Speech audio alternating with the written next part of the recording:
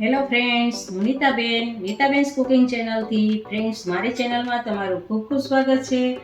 આજે હું તમારી સાથે શેર કરવાની છું ચીલી પોટેટો ચિપ્સ, જે બાળકોને ખૂબ જ પ્રિય હોય છે, ખાવામાં ખૂબ જ ટેસ્ટી હોય છે અને બનાવવામાં પણ ખૂબ જ આસાન છે. તો આવી ચીલી પોટેટો ચિપ્સ વેકેશનમાં તમારા બાળકોને પણ બનાવીને ખવડાવો. તો ચાલો બનાવીએ. ચીલી પોટાટો બનાવવા માટે મેં 3 મીડિયમ સાઇઝના બટેટા લીધા હતા અને એને છાલ ઉતારી અને મશીનમાં આવી રીતે મેં ફિંગર્સ કટ કરી લીધા છે. તમે હાથેથી પણ કટ્સ કરી શકો છો. અને 2 વખત પાણીથી ધોઈ એટલે બધા જ સ્ટાર્ચ નીકળી ગયા છે. અને હવે ચોખ્ખા પાણીમાં મેં એક વાસણમાં રાખ્યા છે. અને હવે આપણે આને ગેસ ઉપર ચડાવવાનું છે. આ ગેસ ઉપર મેં ગરમ કરવા માટે રાખ્યું છે. એક ઉભરો આવે ત્યાં સુધી ફૂલ ગેસ રાખવાનો છે અને પછી આપણે આને ધીમો ગેસ રાખી દેવાનો છે. અને આપણે આમાં એક નાની ચમચી જેવું મીઠું ઉમેરશું, જેથી ખારાશ પડી જાય એમાં. અને એક ઉભરો આવવાની રાહ જોવાની છે. જુઓ, હવે આપણે આ ઉભરો આવે છે તો એમાં આપણે હવે જારો અથવા તો ચમચો ગમે એ ફેરવીને પલટાવવાના છે.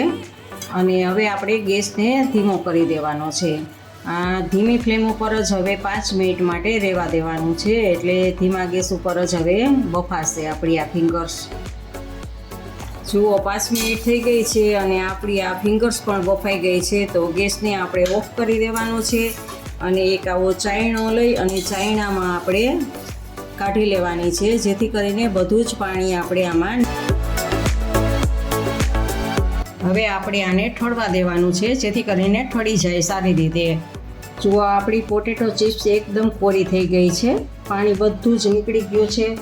તો હવે આપણે એમાં 2 ચમચી કોર્નફ્લોર ઉમેરશું અને સાથે જ 2 ચમચી જેટલો આપણે મેંદો ઉમેરવાનો છે. અને પછી આપણે હાથથી એને સારી રીતે મિક્સ કરી દેવાનું છે, જેથી કરીને બધા જ આપણી ચિપ્સ છે એમાં કોટિંગ થઈ જાય સારું એવું. જો આપણી આ ચિપ્સને કોટિંગ કરીને રાખેલી છે. હવે થોડીક વાર માટે આમને એમ રહેવા દેવાની છે, 5 મિનિટ માટે.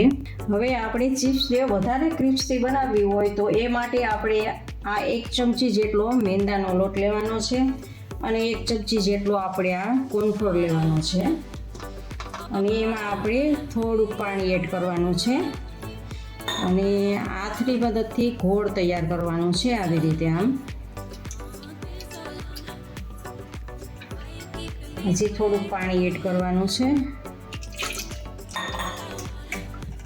અને હવે આમાં આપણે ચિપ્સને રગદોળવાની છે. જો આટલું ઘાટું આપણે આ ઘોળ તૈયાર કર્યું છે અને હવે આમાં ચિપ્સને આપણે રગદોળશું. જો આ કોટિંગ કરેલી ચિપ્સ છે એને આમાં નાખવાની છે અને બધે જ કોટ કરી લેવાનું છે આવી રીતે આમ, જેથી આપણી આ ચિપ્સ છે ને એ એકદમ ક્રિસ્પી બનશે, તળાશે ને એટલે. જો આવી રીતે આમ બધું જ આમાં ચિપ્સને આપણે રગદોળી લીધી છે.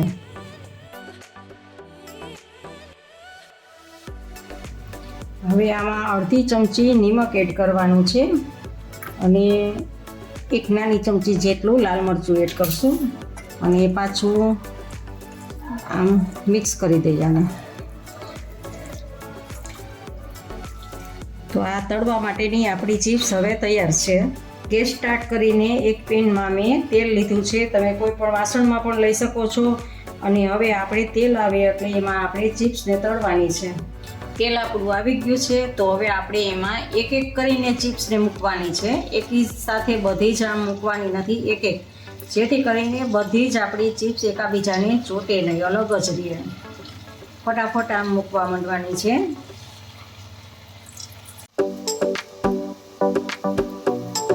જો આને આપણે બીજી વખત પણ ફ્રાય કરવાની છે, એટલે આપણે આને હવે લઈ લઈએ, કારણ કે બીજી વખત પણ ફ્રાય કરશું એટલે એકદમ ક્રિસ્પી બને.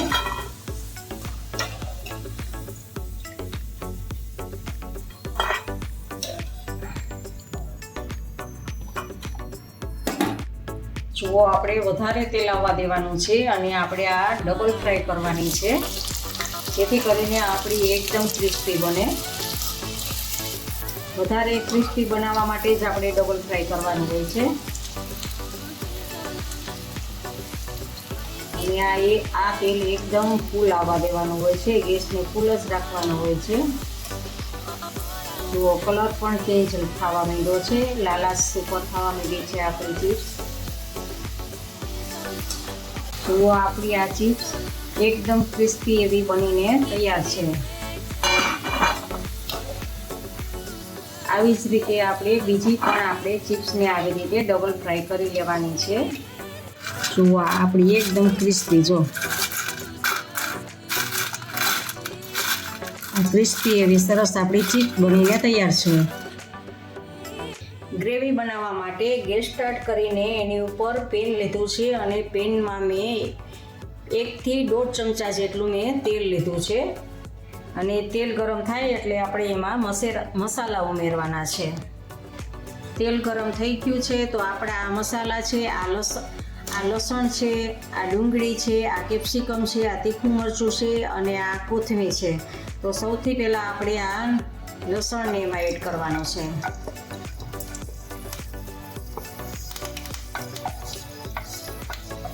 લસણ થોડુંક સતળાય એટલે આપણે એમાં ડુંગળી એડ કરશું.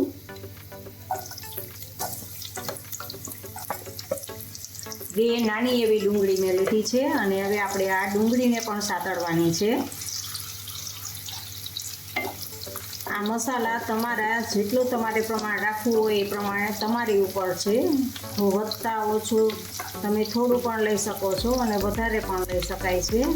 હવે થોડીક આપણી ડુંગળી સતળાઈ ગઈ છે તો આપણે આ કેપ્સિકમને એમાં એડ કરશું. આ કેપ્સિકમ મેં અડધું કેપ્સિકમ લીધું છે.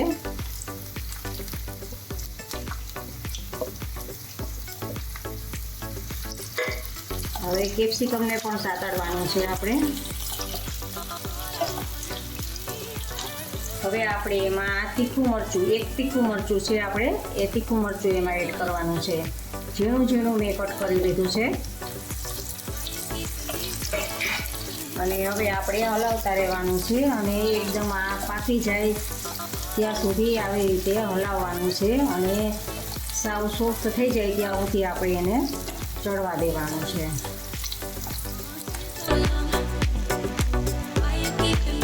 હવે આપણે આ 1 ટીસ્પૂન મરીનો ભૂકો છે એને એડ કરવાનો છે અને હલાવી લેવાનું છે. અને એની સાથે જ આપણે આ ડાર્ક સોયા સોસ છે, એ ડાર્ક સોયા સોસ 1 ચમચી જેટલો, વધારે નથી નાખવાનો, 1 ચમચી જ નાખવાનો છે. ગેસને આપણે ધીમો કરી દઈશું. અને આ ચીલી સોસ છે એ આપણે 2 ચમચી નાખવાનો છે.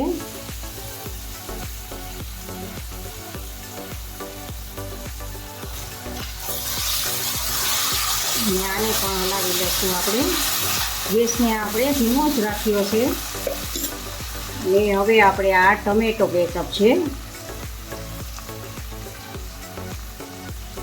ટમેટો કેચઅપ આપણે 2 ચમચી લેવાનો છે. આપણે ચીલી સોસ 2 ચમચી, ટમેટા કેચઅપ 2 ચમચી અને સોયા સોસ આપણે 1 ચમચી જ લેવાનો છે. આ બધું જ નાખીને આપણે હલાવી લેવાનું છે સારી રીતે.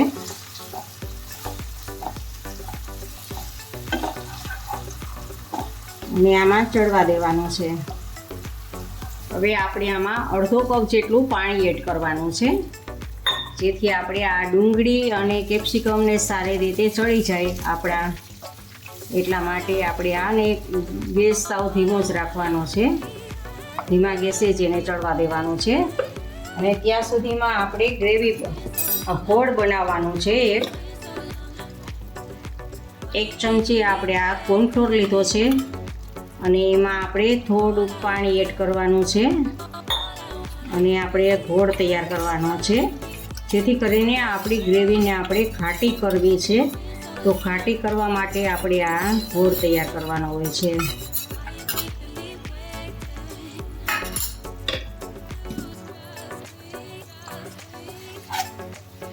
ગેસને આપણે થોડોક ફૂલ કરીએ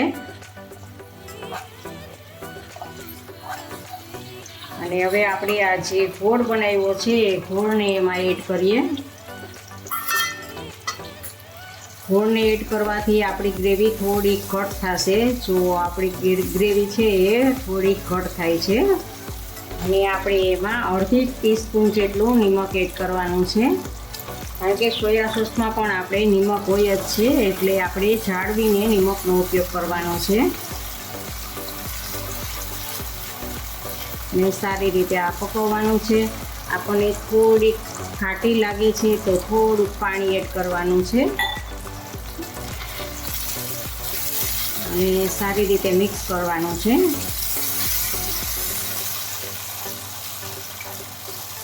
જો આપણી ગ્રેવી હવે બની ગઈ છે, તો ગ્રેવીમાં આપણે આપણી ચિપ્સ બનાવેલી તૈયાર કરેલી છે એ ચિપ્સની એમાં એડ કરવાની છે અને સારી રીતે મિક્સ કરી દેવાનું છે.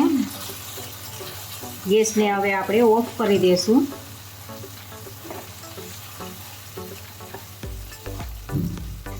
અને ઉપરથી લીલા ધાણા એડ કરશું. તમે અંદર પણ નાખી શકો, પણ હું ઉપરથી એડ કરું છું.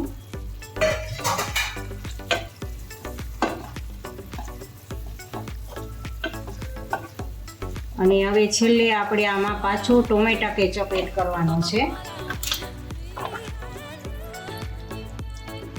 1 ચમચી આપણે ટોમેટો કેચઅપ એડ કરશું અને પાછું આ બધું જ મિક્સ કરી દેશું. તો આ આપણો ચીલી પોટાટો ચિપ્સ તૈયાર છે. જો ખાવામાં એકદમ સ્વાદિષ્ટ, ટેસ્ટી એવો અને બાળકોને ખૂબ જ ભાવે એવો આ ચીલી પોટાટો ચિપ્સ આપણે સર્વિંગ બાઉલમાં લઈએ.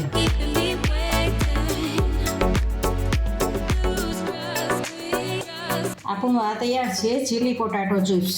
ફ્રેન્ડ્સ, તમને મારી રેસીપી પસંદ હોય તો લાઈક અને શેર જરૂરથી કરજો. અને હજી સુધી તમે મારી ચેનલને સબસ્ક્રાઈબ ન કરી હોય તો ફ્રેન્ડ્સ સબસ્ક્રાઈબ કરજો, જેથી મારી નવી વાનગીના દરેક વિડીયો તમારા સુધી પહોંચે.